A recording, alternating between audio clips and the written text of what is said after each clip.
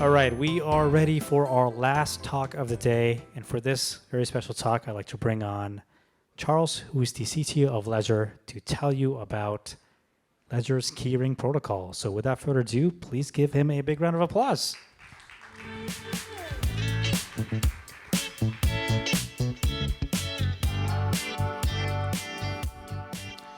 GM, everyone. In 15 minutes, you will be able to have your beer.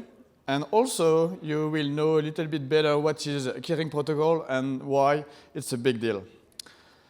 My name is Charles Guillemet. I'm CTO at Ledger. My background is cryptography and security. These are topics I'm interested in since I'm 12.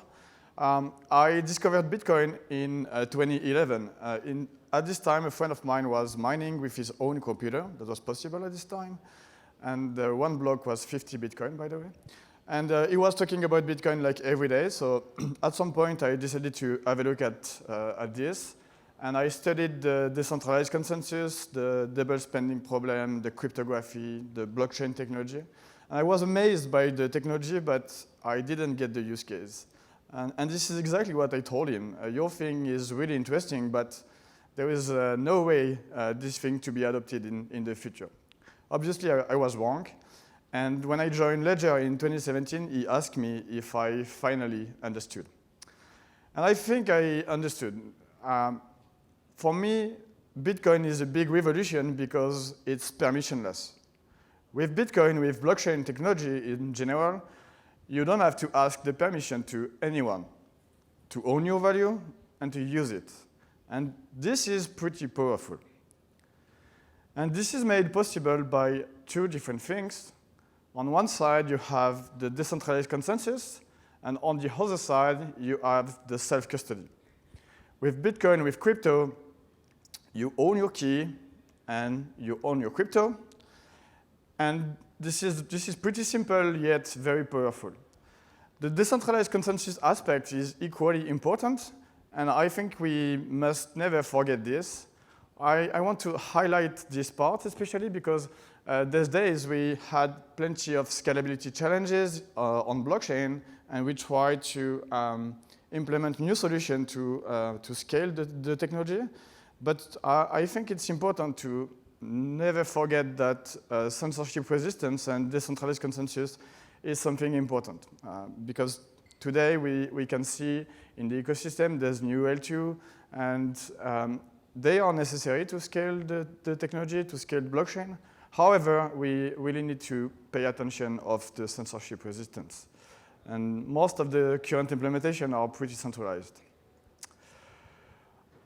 In cryptography, I won't give you a cryptography lecture, this is not the point, but there are, like in cryptography, there are 4 main properties, and 3 of these properties are really used by blockchain. One is authentication, second, integrity, third, non-repudiation, and the last one is confidentiality. Authentication is pretty simple. You prove that you own a private key, and then you are able to sign a message, and then you can prove ownership over your Ethereum. You can prove ownership over the asset you want to move. This is all about authentication. Integrity is pretty simple. You want to be sure that nothing has been altered. Blockchain technology are great for that. You have like immutability and hashes that prove that nothing has changed in the past. And the last one is non-repudiation. Again, blockchain are immutable. If you sign something in the past, you created a digital signature that has been timestamped and put on the blockchain. That means that you cannot say, I didn't sign this transaction. It was written on chain. These are the 3 main properties, and the last one is confidentiality. And confidentiality is a missing piece on blockchain. Most of the blockchain are completely transparent. Everything can be seen on chain. There was a lot of interesting stuff about that. However, if you want to respect your privacy, it's not ideal. There are some projects on chain that ensure confidentiality, but most of the project, most of the on-chain stuff do not implement confidentiality primitives. And confidentiality is important for, at least for privacy. And privacy today, it simply doesn't exist. we are used to use all these internet services with Google, Facebook, Meta, X, and all of this. And we are used to give all our data in exchange of using the services. There was a motto that we say quite often: if it's free, this is because you are the product. And I think this paradigm is now central in the way we are living our digital lives, and I don't think it's normal. We should care about our privacy. And privacy is not a question of hiding everything. It's a question of deciding who has the right to own your data and who can see the data that is your data. And privacy, I think it's a natural right. We all have things to hide. I have created an email address 4 years ago, I think. Like, if you think that you don't have anything to hide, just give me access to all your email. You can send me your password to mypasswords@ledger.fr. I created this email address like 4 years ago. I still didn't receive any email, and this is a true story. And today I'd like to introduce you to Ledger keyring protocol. We are using our devices because they are very useful and powerful to storing your digital assets and authenticating yourself. However, when it comes to encrypting your data to ensure confidentiality, there's nothing there. So this is why we decided to add a new feature to our devices, which is the ability to manage encryption keys. So we decided to use the device as a keyring, which will generate plenty of keys, encryption keys, and then you will decide which keys you want to share with whom. Let me explain a little bit more. So imagine like a ring with plenty of keys that give you access to different safes. So these are your safe. You can duplicate these keys and give these keys to your friend so that they can access the safes. You can also change the lock of a given safe so that you don't want your friend to access to the safe anymore. You can rotate the keys, basically. You also have the notion of master keys that allow to open a group of safes. And this is exactly what we implemented with Ledger keyring protocol, but obviously in the digital world. So what we did is to leverage the Ledger device and the 24 words to generate deterministically a large number of secrets and encrypt different resources with this secret. There is also the notion of group secrets that allows you to selectively encrypt either individual resources or a group of resources. Then you can selectively choose who can access to what, and you choose your own level of privacy. And as I mentioned, there is a revocation mechanism that allows to rotate keys by re-encrypting the resource with a new key. If you think about your digital experience, your web experience, what we call Web 2 is something very centralized, and you will log into these very centralized services with your password and your login passwords. And all your data is owned by the platform. This is the current paradigm, and we are all used to that, and we think it's normal. I don't think it is, but this is the current state of Web 2. When we think about Web 3, and when we think about empowering users, giving them the sovereignty over their data and so on, we want to provide the same type of UX, but on a decentralized manner and also on a sovereign manner. So the centralized login methods, so login and passwords are really bad. We know that. Humans are bad at generating secrets, very bad at managing them and using them.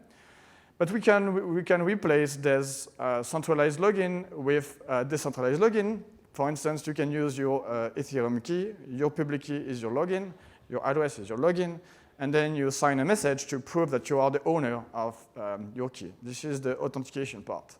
But when it comes to the data, again, there is no real solution today. And with the Ledger keyring protocol, you can implement services that allows to give the power to the user so that he owns his data. And he will choose if he wants to share this data with others or not. What we implemented is a protocol. So first of all, it's completely abstract. Anyone can use it. And the first instantiation of this protocol is a very simple feature. When you use Ledger Live, which is the software part, the software wallet that you use with your Ledger device, there was a question. Like when you use Ledger Live on your mobile and you use Ledger Live on your desktop, you probably notice that there's two instances of Ledger Live are not connected. You will create different accounts, a cryptocurrency account. You will define your settings on your desktop. And when you go on your mobile, things are not connected. You can see that your balance moved because we are synchronizing the chain. But all the data that is related to your settings or your account is not synchronized. And if we wanted to implement like this kind of synchronization on a Web 2 manner, what we would do is to make you a Ledger account with a login and password. We would get all your data, and then you could synchronize your account across your different instances of Ledger Live. But this is not what we want to do because we want users to be sovereign over their data. And what we implemented is using a keyring protocol to do so. So when you install Ledger Live on your desktop, then you will create your list of cryptocurrency account. You will define all your settings. And then you will use the keyring protocol to encrypt all this local data that is stored locally on your desktop. And this data will be stored on some server. It doesn't really matter because everything is encrypted. In this case, it's on Ledger server, but again, we don't have access to this data. And when you use Ledger Live on your mobile, what you will do is use a keyring protocol to share the encryption key from your device to your mobile. And then the two different devices are sharing a same secret and can synchronize themselves without Ledger knowing anything about your data. So it's a very simple feature. When you are using Web 2 services, this is something that is completely normal. But the big difference is that as a user, you are completely sovereign over your data. Again, it's a generic protocol. What we did is a simple feature using this protocol. We are going to implement other features in the same way. But you can implement plenty of new things. For instance, think about messaging. If you use Telegram, for instance, what you do is log into Telegram servers, and as soon as you are communicating to anyone, all the messages are stored inside Telegram servers, and Telegram has a full access to all these messages since the inception of Telegram. And it's a big deal, I think. So it's a problem that Telegram has an access to these messages, but when you think about it, maybe like some nation state could attack Telegram servers to get access to all these messages. We don't know if it happened in the past. We don't know if it's happening now. But this is something that is possible because it's not secured by cryptography. With a keyring protocol, you could implement like a Telegram type of experience, but in a sovereign manner, meaning that all the messages can be stored on some server, but no one can decrypt the data except you and the people with whom you are talking to. So you can do end-to-end communication using Ledger keyring protocol. Also think about Google Photos. When you use Google Photos, what you do is sending all your photos to Google. And when you want to share your photos to your friend, what you do is clicking on the button.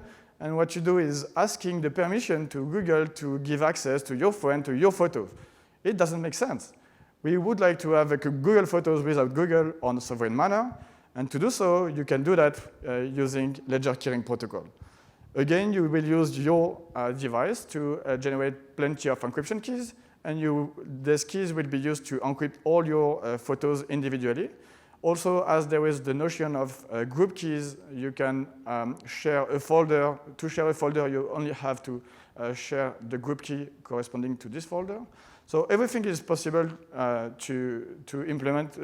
All the features that you have in Google Photos can be implemented on a sovereign manner using keyring protocol. So those are just a few ideas that can be implemented with it. And what I would like to do today is to do a call to action. If you are a developer and you care about self-sovereignty, if you care about privacy for users, you can leverage this feature to implement privacy-preserving stuff. Thank you for your attention.